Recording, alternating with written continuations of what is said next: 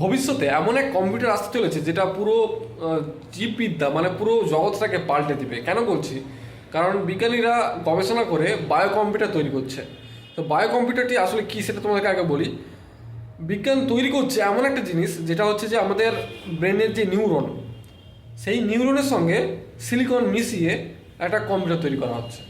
এবার সিলিকন তোমরা নিশ্চয়ই জানো না, বা অনেকেই জানো, যে আমি যে এখন ক্যামেরাটা নিয়ে কথা বলছি, এই ক্যামেরাটার পিছনে আছে মাদারবোর্ড।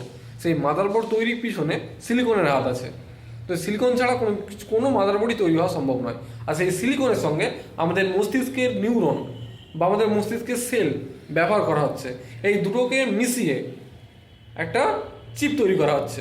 আর সেই চিপের মাধ্যমেই এই বায়ো কম্পিউটারটা চলছে।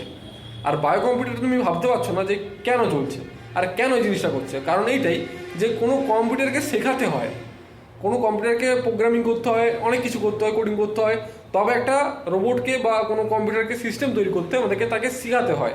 কিন্তু আমাদের যদি নিউরন, আমাদের যদি মস্তিষ্কের সেল ব্যবহার করা হয়, সেটাকে যদি চিপের সাথে কনভার্ট করা হয়, মানে সিলিকনের সঙ্গে কনভার্ট করে চিপ তৈরি করা হয়, সেটা নিজে নিজে শিখবে। সে নিজে নিজে শিখবে। এরকম একটা একটা হচ্ছে যে ল্যাব রয়েছে, সেই ল্যাবটা হচ্ছে কর্টিসেল ল্যাব। সার্চ করে দেখতে পারো। সেই কর্টিসেল ল্যাব এটা প্রথম আবিষ্কার করেছিল এবং আমাদের মস্তিষ্কের সেলকে ব্যবহার করে চিপ তৈরি করেছিল, এবং সে নিজে নিজে গেম খেলতে শিখে গেছিলো। মানে ভাবতে পারছো, এইটা খুব কম খরচে এবং খুব তাড়াতাড়ি অ্যাডভান্স লেভেলে যাওয়ার একটা সহজ পদ্ধতি। মাথা খারাপ করে দেয় ইনফরমেশন।